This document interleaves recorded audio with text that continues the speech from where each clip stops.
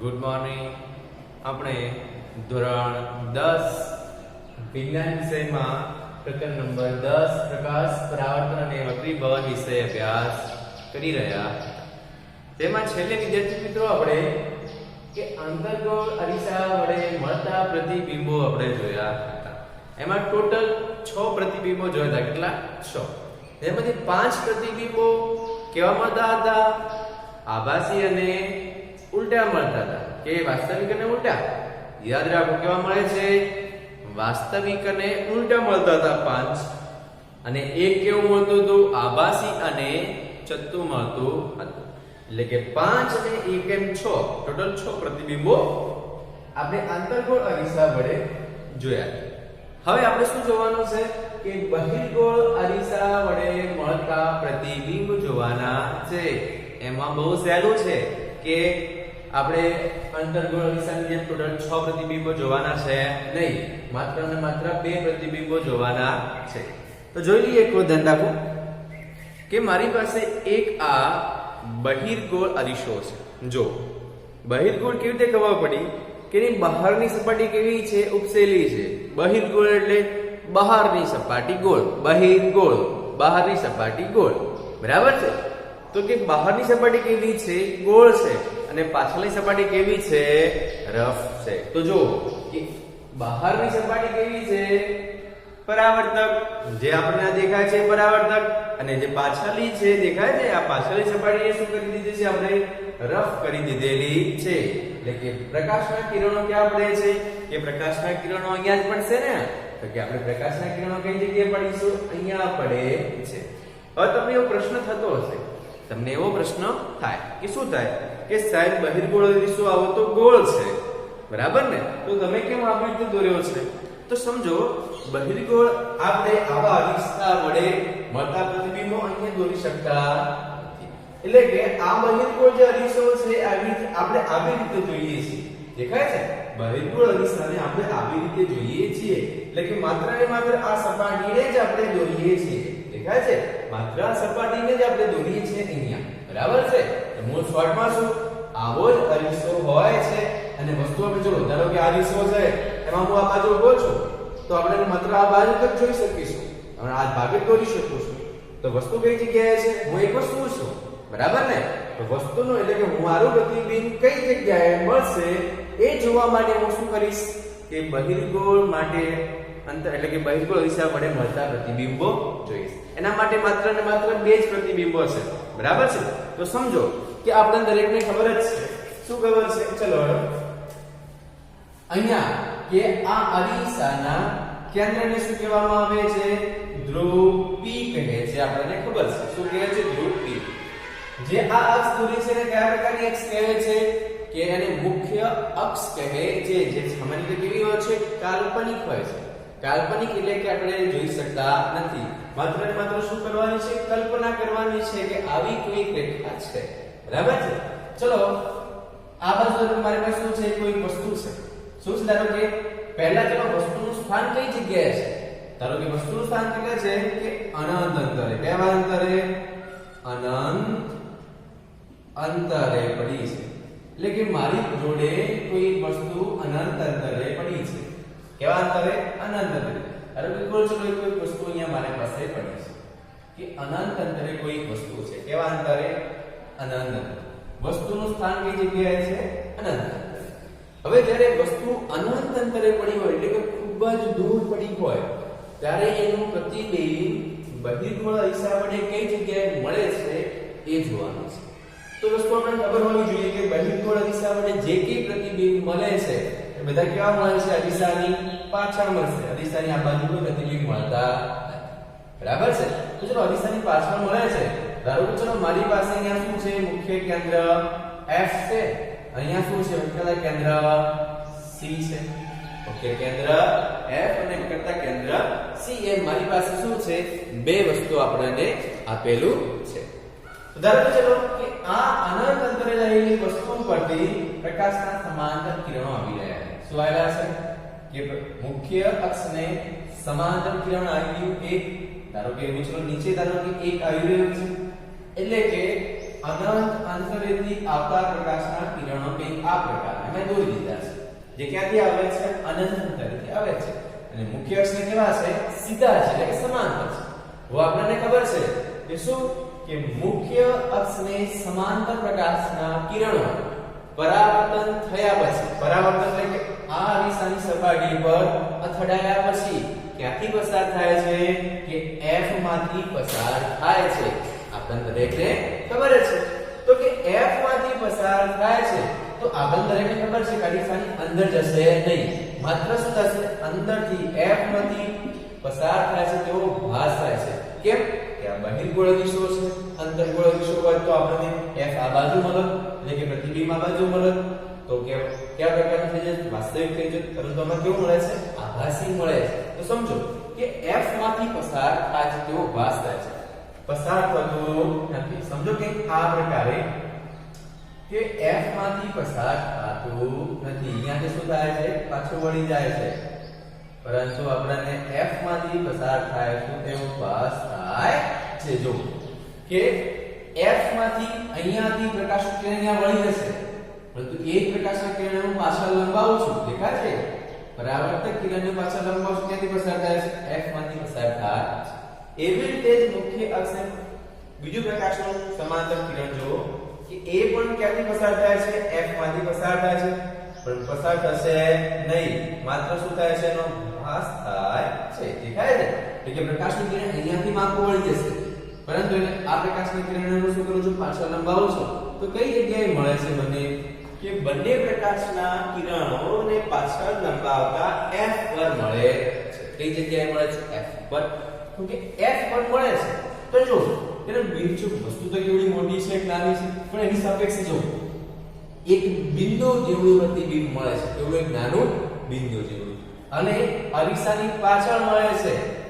અને દેખાય છે કે વાસ્તવમાં પ્રકાશના કિરણો ભેગા થતા નથી, ભેગા થાય છે તેવો ભાસ થાય છે, આપણને આભાસ થાય છે. માટે શું કે આપણને મળતા પ્રતિબિંબો કયા પ્રકારના હશે? આભાસી પ્રકારના હોય છે. કયા પ્રકારના? આભાસી પ્રકારના. વસ્તુ યાદ રાખો. શું યાદ રાખવાનું? કે બહિર્ગોળ અરીસાની અંદર મળતા પ્રતિબિંબો કેવા પ્રકારના હોય છે? આભાસી પ્રકારના હોય છે. હવે આપણને ખબર છે આભાસી પ્રતિબિંબ હંમેશા ઊંધા હોય, સીધા હોય? તો સીધા હોય. આભાસી પ્રતિબિંબ હંમેશા કેવા હોય? સીધા. સીધા એટલે કે ચત્તા હોય. જો અને કેવું મળે? નાનું મળે તો પ્રતિબિંબનું સ્થાન કઈ જગ્યાએ છે? તો કે F ઉપર દેખાય છે, અરીસાની પાછળ. F ઉપર, તો કે અરીસાની પાછળ મુખ્ય કેન્દ્ર, એટલે કે મુખ્ય કેન્દ્ર F પર. બરાબર ને? ચલો વસ્તુનું પરિમાણ એટલે પ્રતિબિંબનું પરિમાણ. પ્રતિબિંબનું પરિમાણ એટલે શું? કદ. કે પ્રતિબિંબ કેવડું મળે છે? તો એક નાનું બિંદુવત, એટલે કે અત્યંત નાનું. કેવું મળે છે? અત્યંત નાનું. અથવા તો બીજું લખવું હોય તો બિંદુવત પણ લખી શકાય છે. બરાબર છે? ચલો પ્રતિબિંબનો પ્રકાર કેવો છે? વાસ્તવિક કે આભાસ? ને મેં હાલ સમજાવ્યું કે ભાસ થાય છે, વાસ્તવમાં મળતા નથી. તો કે આભાસી. આને કેવા હોય છે? ચત્તુ. આભાસી અને ચત્તુ એટલે કે સીધું. આભાસી અને સીધું. તો એ પ્રતિબિંબ એટલે કે એક પ્રતિબિંબ આવી રીતે મળે છે. હવે બીજું પ્રતિબિંબ ધ્યાન રાખો. પહેલા નંબરે ચલો આ મુખ્ય કેન્દ્ર શું છે? ધ્રુવ P. શું? ધ્રુવ P. આડી જે અક્ષ છે એ મુખ્ય અક્ષ.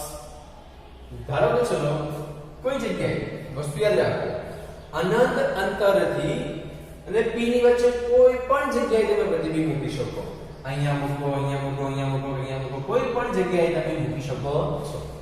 પણ એનો પ્રતિબિંબ તમને જે જગ્યાએ મળે છે દરેકમાં સરખું જ મળશે, અલગ અલગ મળતો નથી. જેવી રીતે આપણે અંતર્ગોળમાં અલગ અલગ જગ્યા બદલતા હતા તો આપણને પ્રતિબિંબ પણ બદલાતા હતા, પણ આમાં કેવા રહે છે? સરખા જ રહે છે. ધારો કે ચલો મારી પાસે અહીંયા એક વસ્તુ પડ્યું છે. શું છે? આને હું વસ્તુ લખી દઉં છું. શું છે? વસ્તુ. કે આ વસ્તુનું પ્રતિબિંબ કઈ જગ્યાએ મળે છે એ જોવાનું છે. એના માટે મારે બહિર્ગોળ દિશો છે તો પાછળ પ્રતિબિંબ મળશે. તો એના માટે ધારો કે મારી પાસે ધારો કે ચલો અહીંયા F છે, અને અહીંયા શું છે c છે શું છે અહીંયા f અને અહીંયા શું છે c છે તો સમજો કે પહેલા કયા પ્રકારના કિરણનો ઉપયોગ કરીશું તો કે વસ્તુઓ પરથી આવતા પ્રકાશનું કિરણ એક કિરણ તો લઈ લઈએ કે મુખ્ય અક્ષને સમાંતર પ્રકાશનું કિરણ લઈ લેવાનું એવું કેવું છે કે મુખ્ય અક્ષને સમાંતર પ્રકાશનું કિરણ ક્યાંથી પસાર થાય છે તો કે મુખ્ય કેન્દ્ર એટલે કે મુખ્ય અક્ષને સમાંતર પ્રકાશનું કિરણ ક્યાંથી પસાર થાય છે f માંથી પસાર થાય છે પરંતુ અહીંયા વાસ્તવમાં પસાર થતું નથી કારણ કે આ અરીસાની અંદરથી નહીં આવે અહીંયાથી વળી જશે આના જેમના તો જોઈએ ચલો એટલે કે આ પ્રકાશનું કિરણ શું થાય છે આ પ્રકારે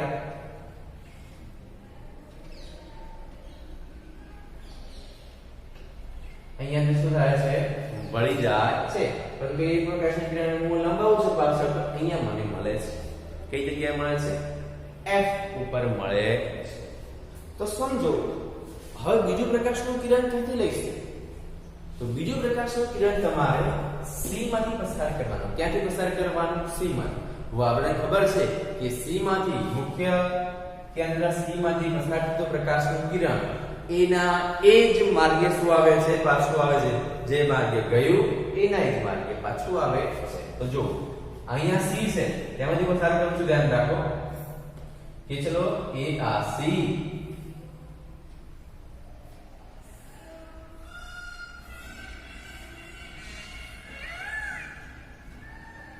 જો કે પ્રકાશનું કિરણ c માંથી પસાર થાય છે બધું ભાસ થાય છે પરંતુ એના જ માર્ગે શું આવે છે પાછું આવે છે અહીંયાથી અથડાઈને શું આવે છે પાછું આવે છે પરંતુ આપણને c માંથી પસાર થાય તેવો ભાસ થાય છે તો બંને પ્રકાશના કિરણો કઈ જગ્યાએ મળ્યા છે આટલે મળ્યા એટલે કે આનું પ્રતિબિંબ આપણને કઈ જગ્યાએ મળે છે અહીંયા મળે છે એ પ્રતિબિંબ કઈ જગ્યાએ મળ્યું અહીંયા મળ્યું જો વસ્તુ કરતા કેવું મળે છે નાનું અને કઈ જગ્યાએ રહેજો p અને f ની હંમેશા વચ્ચે હવે તમે આ વસ્તુને ઉપાડીને અહીંયા મૂકો અહીંયા મૂકો કે પછી થોડે દૂર લઈ જાઓ છતાં પણ આપણને પ્રતિબિંબ હંમેશા કોની વચ્ચે મળે છે p અને f ની વચ્ચે મળે છે એટલે કે વસ્તુના સ્થાનમાં ફેરફાર કરીએ છતાં પણ પ્રતિબિંબ આપણને અહીંયા p અને f ની વચ્ચે મળે છે માટે આપણે બીજા પ્રતિબિંબો દોરવાની જરૂર છે નહીં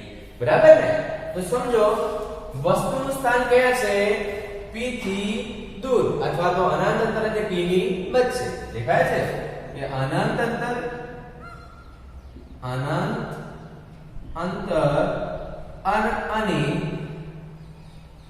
અને ધ્રુવ p ની વચ્ચે ગમે ત્યાં પરંતુ એનું પ્રતિબિંબ હમનું સ્થાન કઈ જગ્યાએ મળે છે p અને f ની વચ્ચે p અને f ની વચ્ચે મળે છે બરાબર છે ચલો પ્રતિબિંબનું પરિમાણ એટલે કે કદ વસ્તુ કરતા હંમેશા કેવું હોય છે નાનું મળે છે કેવું મળે છે નાનું બિંદુવત નહીં પણ કેવું છે નાનું પ્રતિબિંબનો પ્રકાર કેવો છે વાસ્તવિક કે આભાસી પાછળ મળે છે તો કેવો હશે હંમેશા આભાસી હશે હું લખી દઉં કે આભાસી અને ચત્તુ કેવું મળે છે આભાસી અને ચત્તુ બરાબર છે આટલું વસ્તુ આપણને આવડતું હોવું જરૂરી છે તેની અંદર તો કે બહિર્ગોળ અરીસાની અંદર આટલું વસ્તુ આવડતું હોવું જોઈએ બરાબર છે હવે એના ઉપયોગો ભણવાના છે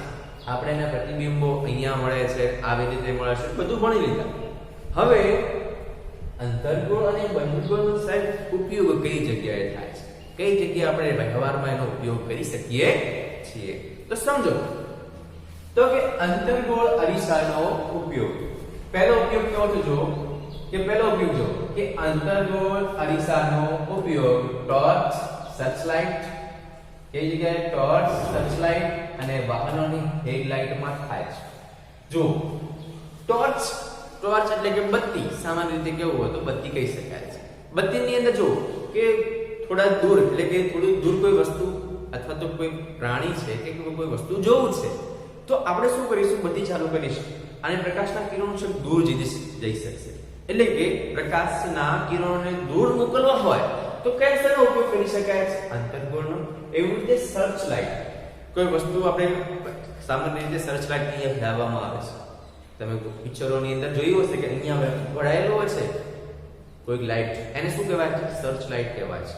બીજું શું કે વાહનોની હેડલાઇટ, કે વાહનોની અંદર જે આગળનો જે ગોળો હોય છે એટલે કે લાઇટ હોય છે એ કયા પ્રકારના બનેલા હોય છે? અંતર્ગોળ અરીસાની મદદથી બનાવેલા છે. કેમ કે ખૂબ જ થોડું દૂરનું કોઈ વસ્તુ જોવા માટે, એટલે કે પ્રકાશના કિરણો બહુ દૂર સુધી જઈ શકે છે, એટલે કે કોઈ દૂર કોઈ વસ્તુ આવે છે એ પહેલેથી જ આપણને ખબર પડી જાય માટે. તેના માટે ખબર પડી ગઈ આ ત્રણ વસ્તુની અંદર એનો ઉપયોગ થાય છે. જો હવે દાઢી કરવાના અરીસા તરીકે તેનો ઉપયોગ થાય છે, કે જે દાઢી કરવાનો આપણે અરીસો ઉપયોગ કરીએ છીએ એ સામાન્ય રીતે કોઈ જગ્યાએ વાળ રહી નથી ગયા ને એ જોવા માટે શેનો ઉપયોગ થાય છે? અંતર્ગોળ અરીસાનો ઉપયોગ થાય છે. સામાન્ય રીતે અત્યારે તો આપણે સીધો જ અરીસો ઉપયોગ કરીએ છીએ, અંતર્ગોળનો ઉપયોગ કરતા નથી. શેનો ઉપયોગ કરીએ છીએ? સમતલ અરીસાનો જ ઉપયોગ કરીએ છીએ, બરાબર. પરંતુ આનો ઉપયોગ કરવો હોય તો થઈ શકે છે. સમજો કે દાંતના ડોક્ટરો દાંતને મોટા જોવા માટે અંતર્ગોળ અરીસાનો ઉપયોગ કરે છે. હવે આપણે દાંત જો ધારો કે કોઈ સડી ગયો હોય છે એના માટે તમે કંઈક આ પ્રકારનો દાંતના ડોક્ટર પાસે કંઈ સાધન જોયું છે?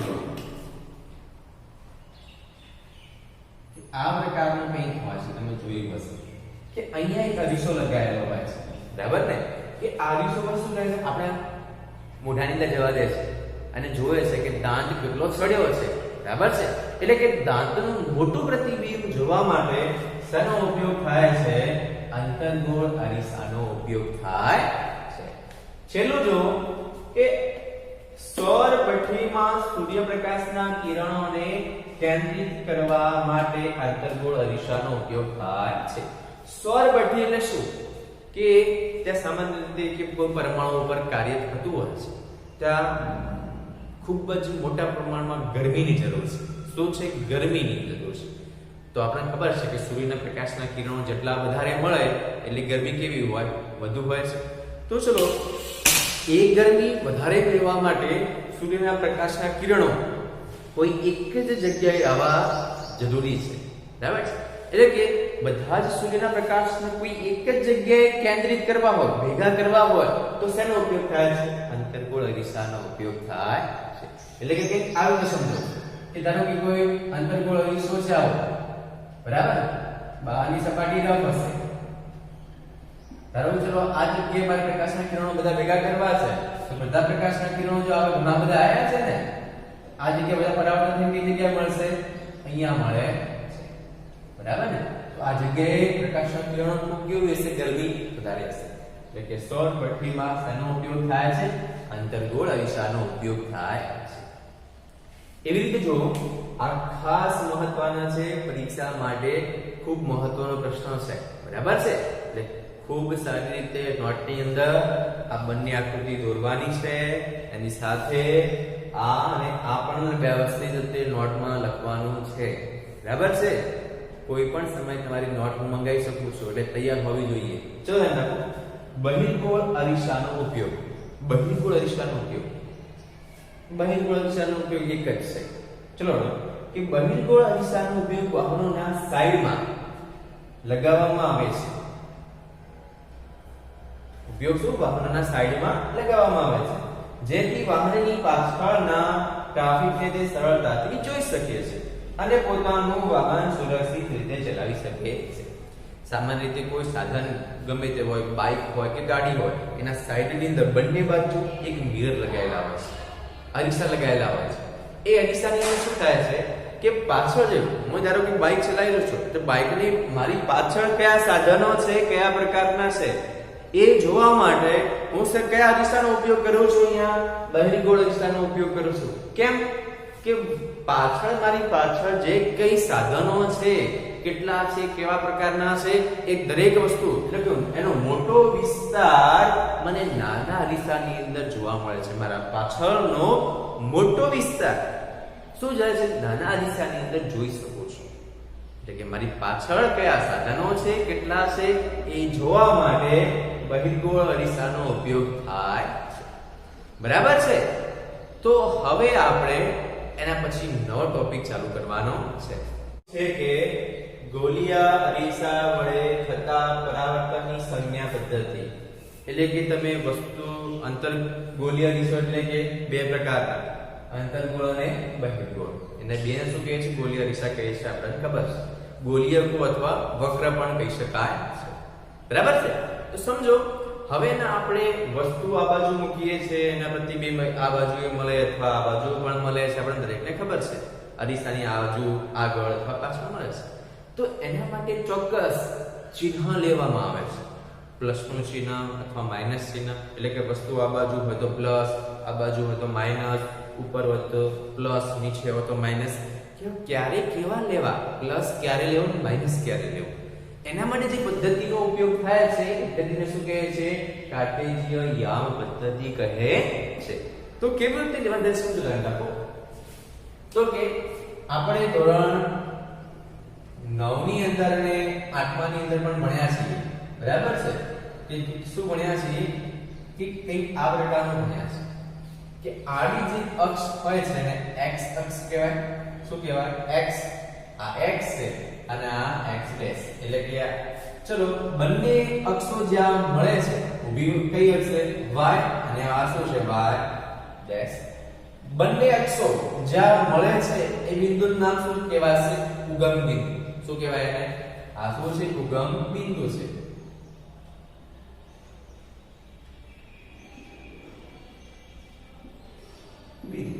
શું છે? ઉગમ બિંદુ. બંને અક્ષો જ્યાં મળે છે તે બિંદુનું નામ શું છે? ઉગમ બિંદુ છે. હવે સમજો કે આપણે સૌથી પહેલા અંતર્ગોળ અરીસા વિશે જોઈ લઈએ. તો કે અંતર્ગોળ અરીસાના જે ધ્રુવ, જે અંતર્ગોળ અરીસો હોય ને એનો જે ધ્રુવ P હોય, એ ધ્રુવ P કઈ જગ્યાએ મૂકવાનું? કે એક્ઝેક્ટ ઉગમ બિંદુ ઉપર આવવું જોઈએ એ પ્રકારે આપણે મૂકવાનું છે. તો સમજો હું મૂકું છું. ધારો કે શું થઈ ગયું કે આ અંતર્ગોળ અરીસો છે.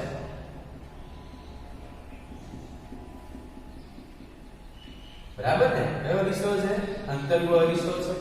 અંતર્ગોળ અરીસાનું આ ધ્રુવ P કઈ જગ્યાએ છે? એક્ઝેક્ટ ઉગમ બિંદુ ઉપર છે. કઈ જગ્યાએ છે? હવે ચલો આપણે ખબર છે શું કે આ જે અક્ષો છે, આ અક્ષોની 0 ની ઉગમ બિંદુની આ બાજુ કેવી હોય? ધન સંખ્યાઓ. કઈ હોય સંખ્યા? ધન સંખ્યા. x ની ડાબી બાજુ કયા પ્રકારની હોય? ઋણ સંખ્યાઓ. કયા પ્રકારની હોય? ઋણ સંખ્યાઓ લખી શકાય છે. ઉગમ બિંદુની ઉપર કયા પ્રકારની સંખ્યાઓ હોય છે? ધન સંખ્યાઓ. અને ઉગમ બિંદુની નીચે કયા પ્રકારની સંખ્યાઓ હોય છે? ઋણ સંખ્યા હોય છે. આટલી તો આપણને દરેકને ખબર છે અને ખબર ના હોય તો ખબર પડી ગઈ છે. બરાબર છે. હવે ધ્યાન રાખો. આપણે ધારો કે કોઈ વસ્તુ અહીંયા મૂકી છે. શું છે? વસ્તુ છે. ધારો કે શું છે? કોઈ વસ્તુ છે. ધારો કે ચલો એનું પ્રતિબિંબ નીચે અહીંયા મળે છે. કઈ જગ્યાએ મળે છે? આ વસ્તુ છે. બરાબર છે. આ શું છે? પ્રતિબિંબ છે. પ્રતિબિંબ. તો સમજો ચલો હંમેશા જે વસ્તુની ઊંચાઈ હોય ને, યાદ રાખો શું? વસ્તુની ઊંચાઈને h વડે દર્શાવો. શેના વડે? h. બરાબર છે. ચલો હું તમને એક વસ્તુ કહી દઉં, ધ્યાન રાખો કે વસ્તુ ઊંચાઈ એને હંમેશા h વડે દર્શાવવી. એટલે કે આ વસ્તુ છે, વસ્તુની ઊંચાઈ h કેવી છે? h વડે દર્શાવવા. આ વસ્તુ યાદ રાખજો. ચલો એવી રીતે પ્રતિબિંબની જે ઊંચાઈ છે એ પ્રતિબિંબની ઊંચાઈને h ડેશ વડે દર્શાવાય. ચલો એટલે કે પ્રતિબિંબની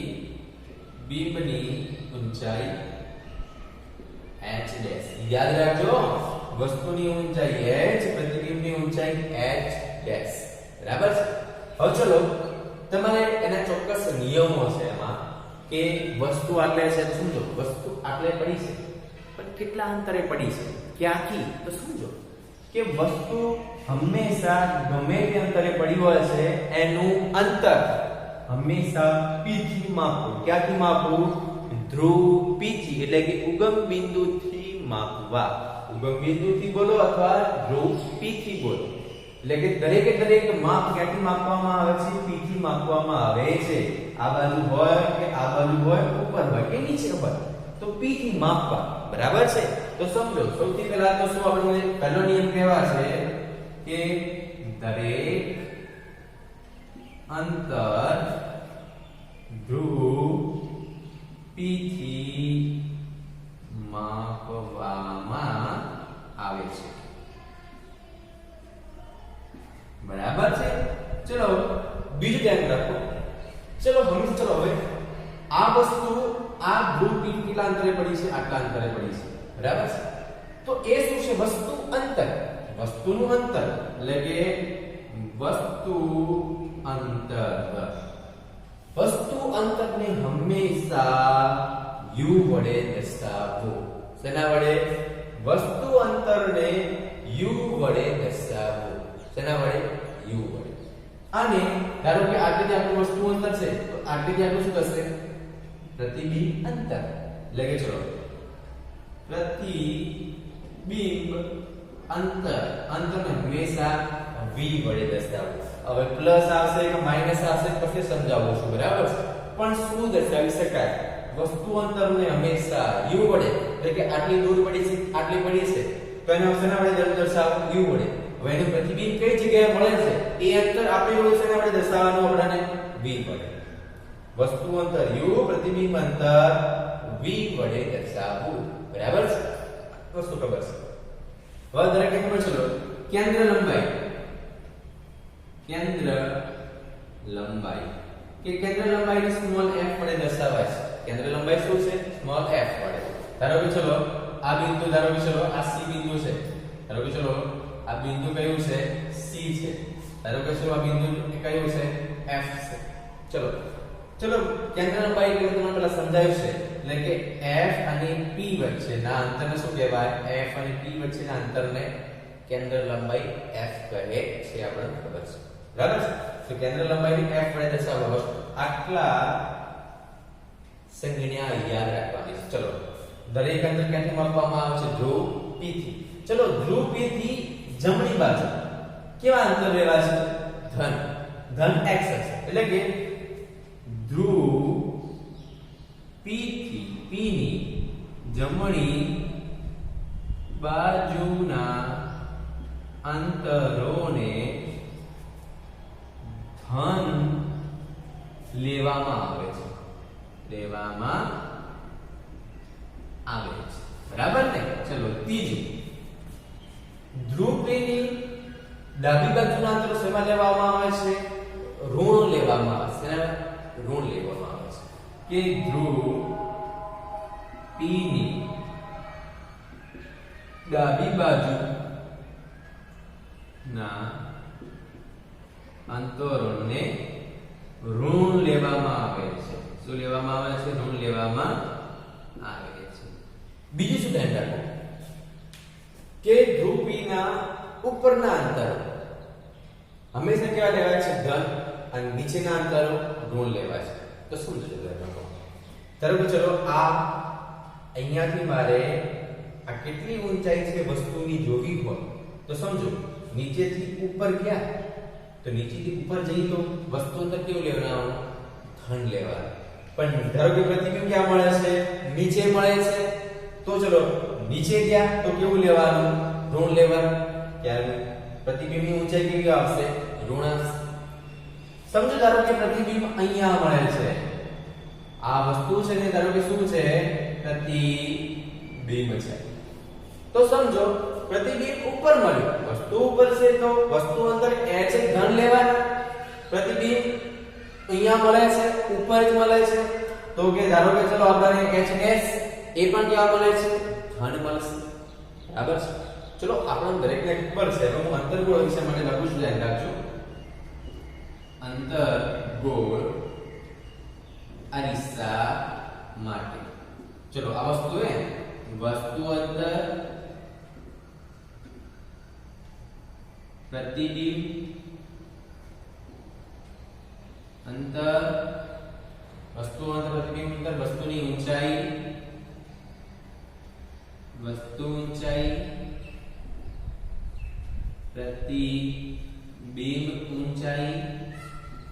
પ્રતિબિંબ ઊંચાઈ, કેન્દ્ર લંબાઈ,